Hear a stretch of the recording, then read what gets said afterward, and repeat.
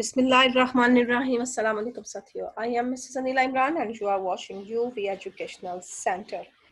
साथियों, ये हमारा क्वेश्चन चल रहा है आर्ट ऑफ कैरेक्टराइजेशन का और ट्वाइलाइट इन दिल्ली से है, जिसमें हम ये देख चुके हैं कि बाप और बेटे के किरदार में कितना फ़र्क है।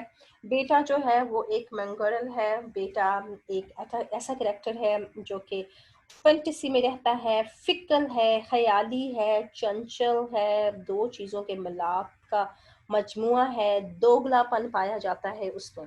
असगर के किरदार में ही एक नया आदमी पाया जाता है जो कि इन तमाम बीमारियों का शिकार है। Asghar and his age fellows are all engaged in meaningless activity of flying kites. क्या करते हैं? बेकार किस्म की सरगर्मियों में मसरूफ रहते हैं और जैसे गुड़ियां वगैरह, पतंगे उड़ाना, फजूल सी चीजें अपने दोस्तों के साथ। और इसकी एज के लोग भी यही करते हैं, इसकी उम्र के दूसरे लोग। Asghar is a product of lost grandeur. किसकी प्रोडक्ट है? वो उस पुरानी अजमत की एक पेशकश है, एक पैदावार है जो कि खो चुकी है। पुरानी अजमत जो थी वो लोग अब नहीं रहे। इसी तरह से ही होता है, जब नया दौर आता है तो नए लोग आ जाते हैं, पुराने दौर नहीं रहते। और ये उन खोई हुई अजमतों की ये पेशकश हमारे सामने पैदावार आई है। He lives in a dream world of frivolity and lust, हवस और फजूलियत की दुनिया, ख्वाबों की दुनिया में रहता है। He is effeminate in his character, अपने किरदार में effeminate है, कमजोर है। ये कोई इतना जबरदस्त किरदार नहीं है जिसको हम कहें भाई ये डिपेंडेंट है, इसने कोई बहादुरी का काम नहीं करके दिखाया। जैसे इसके अब्बा ने एक स्नेक को किल किया, बहादुरी का काम दिखाया, भाई इंडियन मुस्लिम की बहादुरी दिखाई।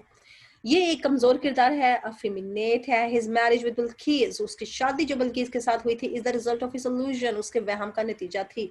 वो समझता था कि चंचल सी मेरे जैसी होएगी, मॉडर्न होएगी, लेकिन वो सादी सी लड़की निकली जो इस्लामी असूलों के तहत पली बढ़ी थी। इट अपीयर्स, ये जाहिर करता है, as if he were more in love with his fantasy, कि इससे ज्यादा तो ये लगा था कि ये पहले दूसरे चैप्टर में हमने देखा ये ख्वाबों में उसको देखता है किन किन हालतों में, तो वो इसका सारा ख्याल था, इसका सारा एक ख्वाब था कि इसने उसे मॉडर्न हालत में देखा और वो वैसी ना थी। Than being in love with Bilqis, और उसके बाद वो उन ख्वाबों को देखने के बाद वो बिल्किस के साथ प्यार मोहब्बत में मुब्तला हो जाता है। As Asghar is a fickle and careless character, ये क्या है? बदलते मिजाज का है। फिकल आता है, बदलते मिजाज का है, वो शख्स जिसका मिजाज चेंज रहे और फंटेसी में रहता है, फिकल है, केयरलेस है, अफेमिनेट है। ये सारा कैरेक्टर असगर का हमारे सामने आ रहा है। अगर इसको देखते हैं तो पता लगता है भाई जी जरा केयरलेस, कोई तवज्जो वगैरह नहीं देने वाला किरदार। He falls in love 3 times, 3 मरतबा तो उसको मोहब्बत हो गई थी। Ahmed Ali has shown the emotional, अब उसने क्या हमें दिखाया है? इमोशनल विसिसिटेट्स, विसिसिट्यूड्स क्या होती हैं? कि ये जनाब ये जज्बाती मज़ाहका हेजियाँ हैं। मज़ाहका हेजियाँ यानी जज्बात में आके ये देखो जज्बात में किस किस्म के मजाक होते हैं हमारे साथ। ये मॉडर्न मैन है सारे का सारा, जो एक घंटा टिकता नहीं है। वो ही रांझा वाली स्टोरीज अब खत्म हो चुके। अब ये क्या करता है? ये विसिसिट्यूड्स है ऑफ द लाइफ, जिंदगी का एक मज़ाह का हेज किरदार हमारे सामने पेश किया गया है of an ordinary man through Asghar, और उसे एक आम आदमी की शक्ल दे दी गई। और वो आदमी कौन था? असगर था। He does not possess any sense of responsibility, उसमें कोई एहसास है ही नहीं जिम्मेदारी का। ये आज की नस्ल को भी बता देते कि जिम्मेदार कोई नहीं है। He is never seen making any contribution, उसको देखा ही नहीं हमने कि किसी किस्म का भी ताउन करे टू द फैमिली के साथ। Not does he play any creative role in this society, वो तो अपनी सोसाइटी में भी कोई अच्छा खासा किरदार अदा नहीं कर रहा है। और ऐसा ही इसके अब्बा जान ने भी किया, सोसाइटी में कोई उन्होंने भी अच्छा किरदार अदा नहीं किया, लेकिन घर में अच्छे खासे मजबूत किरदार के तौर पर थे। ये घर में भी कमजोर किरदार है। He is greatly influenced by English life and style. Lifestyle, English lifestyle से बहुत ज्यादा मुतासिर था और उसी को अपनाता था। शूज वही पहनता है तो अब्बा जान नाराज हो जाते हैं, कपड़े वही पहनता है। इवन जब अपना घर लेता है अलग से अपनी बेगम के साथ तो इंग्लिश फर्नीचर वहां लेके आता है। एंड फॉलोज इट ब्लाइंडली, और अंधाधुंध इंग्लिश कल्चर को फॉलो करता है। His character does not go through any metaphor Metamorphosis of mind and emotional. Metamorphosis का मतलब है जनाब तब्दीलियां, किसी भी किस्म की ट्रांसफॉर्मेशन आ जाना। वो गुजरता है बहुत ज्यादा तब्दीलियों से, जज्बात की और दिमाग की तब्दीलियां उसमें काफी आती हैं मौके के लिहाज से। यानी जैसे ना गिलगित की तरह रंग फेर जाता है, हर वक्त उसका जज्बात जो है ना नया रुख ढाल देते हैं। Ahmed Ali has describe the role, और रोल उसने दिखाया है एंड कंडीशन ऑफ वुमेन। चले जी आप आगे, यहाँ ख़वातीन की कंडीशन और उनकी हालत और उनके किरदार कैसे थे। Very faithfully in context. Context जब हम देखते हैं, जब हम किताब को पूरा रीड करते हैं, हम तो उसके अंदर उसने बड़ी ईमानदारी से औरतों का किरदार और उनकी हालत भी बता दी है ऑफ इंडियन मुस्लिम कल्चर, जो कि उनकी इंडिया के मुस्लिम सकाफती दौर में थी।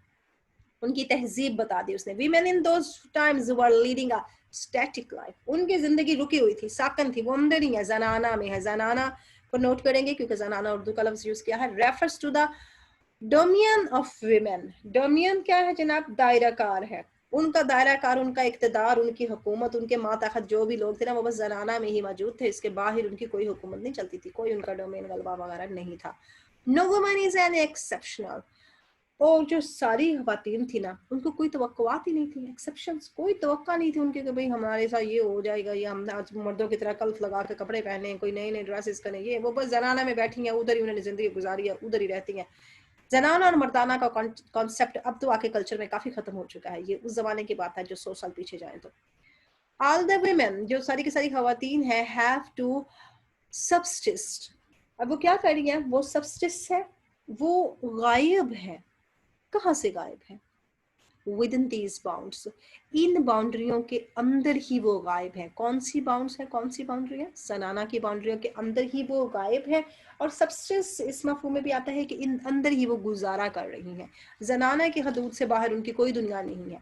दस ही कैटेगराइज, अब उनने क्या किया जनाब? हमारे सामने दर्जा बंदी कर दिया, ऑल ऑफ देम, इन सब की, इनटू वन डेफिनेशन, एक ही डेफिनेशन में कर दिया। ईदर द वर्ड लिव्ड और डाइड, दुनिया में कोई मरेगा जिए, थिंग्स हैपन और इवेंट टुक प्लेस, या कोई भी वाकया हो या कोई भी वाकया ना हो, anything did not disrupt the equanimity of zenana. Very good quotation. कोई भी equanimity, मसावत, सुकून, ज़नाना के सुकून को कोई भी खराब नहीं कर सकता, कोई डिस्टर्ब नहीं कर सकता, चाहे कोई जिए चाहे कोई मरे, वो अपनी दुनिया में मगन है। The women in zenana are not involved in any creative activity, किसी भी किस्म की तहलीकी सरगर्मी में वो मुब्तला ना थी, यानी बाहर का उनका कोई ताल्लुक ही नहीं था, घर की दुनिया ही उनकी दुनिया है, वो चार दीवारी में ही मौजूद हैं।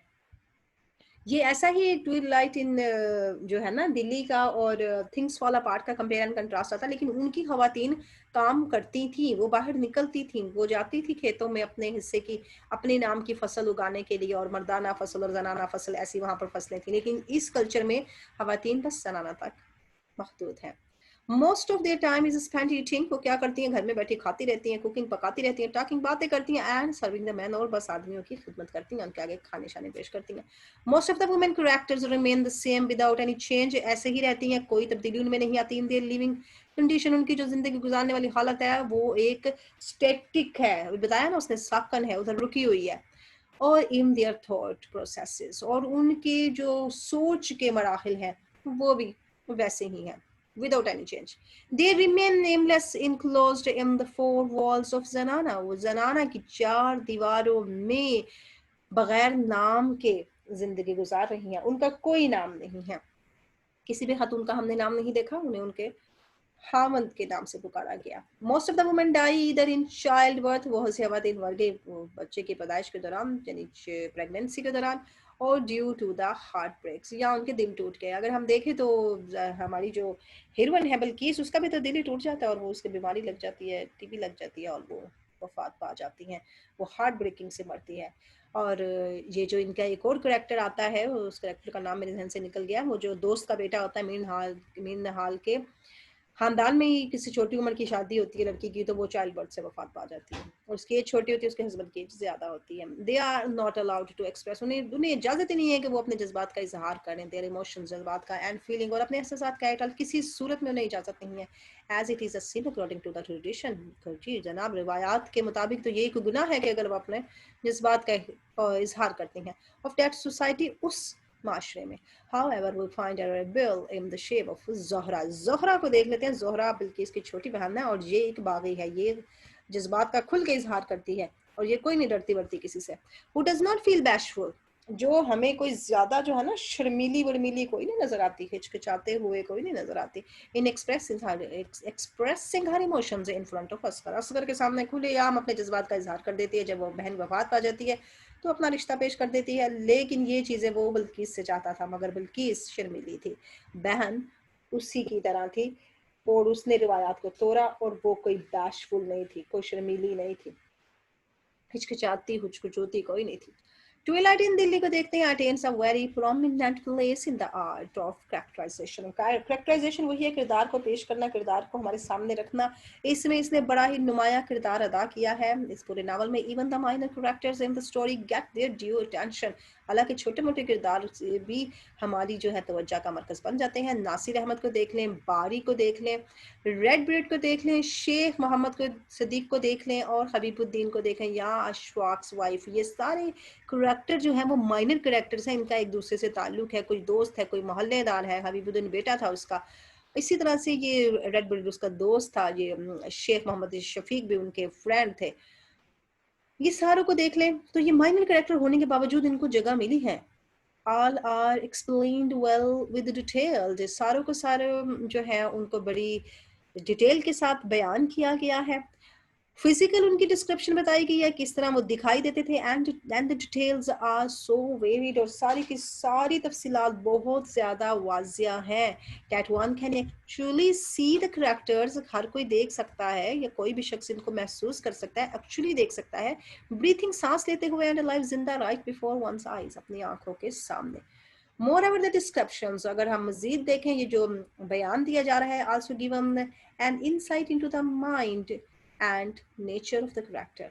और ज़्यादा तफसीलात दी गई हैं उनकी कि उनके किरदार की फितरत कैसी है, उनके दिमाग कैसे हैं, उनकी बसीरत कैसी है, सब कुछ बताया गया है। द आर्ट ऑफ कैरेक्टराइजेशन इसी को तो कहते हैं, is so near to perfect, बहुत ही ज़्यादा मुकम्मल है, उसके करीब है, कामिल है। That a few characters do not even require any descriptions, और कुछ करैक्टर तो ऐसे हैं कि जिन्हें किसी किस्म की तफसीलात की ज़रूरत ही नहीं है, such as the character of Shams wife. Shams की वाइफ को देख लें तो इसको किसी किस्म की ज़रूरत नहीं है डिस्क्रिप्शन देने की।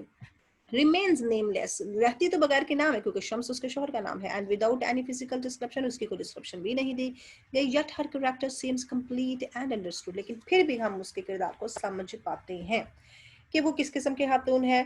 जाहिर है वो भी जनाना की ही खातून है, जनाना में ही रहने वाली है, हवन के नाम से ही जानी जाती है, अपने हस्बैंड के नाम से जानी जाती है। At time the inner thoughts, अब इनर थॉट में देखें तो यहाँ स्ट्रीम ऑफ कॉन्शियसनेस का भी पॉइंट ऑफ व्यू आता है।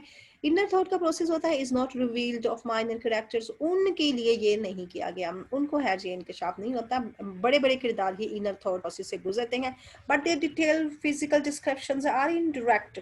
उनकी तफसील वाली जिस्मानी जो हमें बयानबाजी की गई है वो हमें डायरेक्ट करती है, रेफरेंस देती है टू देयर मेंटल स्ट्रेन्स के उनके दिमाग में भी कितनी ज़्यादा तनाव मौजूद है, एंड मूड्स ऑफ लाइफ और उनकी ज़िंदगी का तरीक़ाकार क्या है।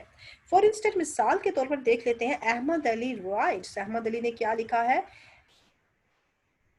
Another was Redbird। अब इन्होंने एक किरदार का नाम लिया है रेड बर्ड, वही है जिसकी लाल दाढ़ी वाला किरदार था, और ये फ्रेंड था।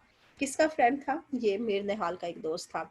Of his bread was died read with Hina. क्यों इसको इसका नाम दिया गया जनाब? इस वजह से नाम दिया गया क्योंकि उसने अपनी दाढ़ी को हिना का रेड कलर से रंगा हुआ है। He had a big nose, वे मोटी सी नाक है उसकी, एंड स्मॉल आइज, छोटी छोटी आंखें हैं, and his great horse teeth, और उसके घोड़े जैसे दांत वर येलो जो पीले हैं। Many of them had gone, बहुत से ज्यादा जो है ना वो चले जाते हैं, बट द फ्रंट वंस, उसको देखते ही बहुत ज्यादा भाग जाते हैं, लेकिन जो फ्रंट वंस है ना वो इंटैक्ट, लेकिन जो उसके सामने हैं वो बरकरार रखते हैं। इधर उधर वाले दाएं बाएं वाले हट जाते हैं, साइड पे हो जाते हैं, भाई स्मेल आएगी इसके तीत में से, इसके मुंह देख के बदबूदार मुंह है, लेकिन सामने वाले बरकरार रहते हैं। And were always filled with pieces of flash, और उसके दांतों में हमेशा गोश्त के टुकड़े फंसे रहते हैं क्योंकि ब्रश ब्रश नहीं करता है। एंड ब्रेड, और उसका रोटी का टुकड़ा भी फंसा रहता है। Which could be seen sticking, जो कि देखा जा सकता है, स्टिकिंग चिपका हुआ है इन द कैविटीज। कैविटीज क्या होती है? ये दांतों के सड़े हुए हिस्से में फंसा हुआ। ही वाज सो डार्क, उसका रंग भी कोई ज्यादा सफेद नहीं है, गोरा चिट्टा नहीं है, वेरी डार्क सा कलर है उसका। और डार्क कलर के साथ देखते हैं and there here and there black patches showed on his skin, और उसकी स्किन पर, जिल्द पर काले धब्बे भी नुमाया है। वो जो हो जाती है ना अक्सर उनकी कमी की वजह से हो जाते हैं।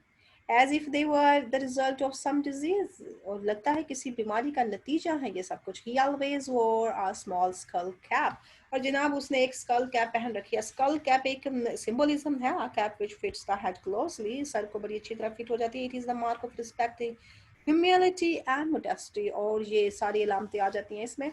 और मटेरियल उसका क्या है, वाइट मटेरियल की बनी गई है, बनाई हुई ये कैप है, और ये मखमल की टोपी भी कहलाती है।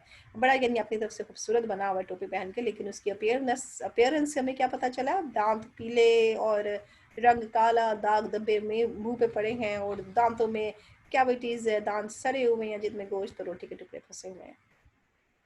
And on his dark complexion, और उसके काले रंग के ऊपर हिज रेड बर्ड, आय हाय उसका काला रंग और उसकी लाल दाढ़ी, एंड द वाइट कैप, और उसके साथ सफेद टोपी प्रेजेंटेड अ फनी कंट्रास्ट। कैसा कंट्रास्ट पेश किया राइटर ने हमारे सामने कि हमारी आंखों के सामने ये किरदार आ जाए। द राइटर्स एक्सपीरियंस, राइटर के तजर्बात एंड ऑब्जर्वेशन और उसके मुशाहदात ऑफ लाइफ, जिंदगी के बारे में एंड सोसाइटी के बारे में, सीम्स टू प्रोफाउंड, बड़े गहरे लगते हैं, बड़ी गहरी उसने ऑब्जर्वेशन की है, तहकीकात की हैं, and he makes it fully available to his readers through the character, और उसने हमारे सामने पूरे के पूरे किरदार पेश कर दिए जिन्हें हम मुकम्मल तौर पर महसूस कर सकते हैं। और यही अहमद अली की आर्ट ऑफ कैरेक्टराइजेशन है। The most important question which have been done now, see the links which are coming on the screen. Take care.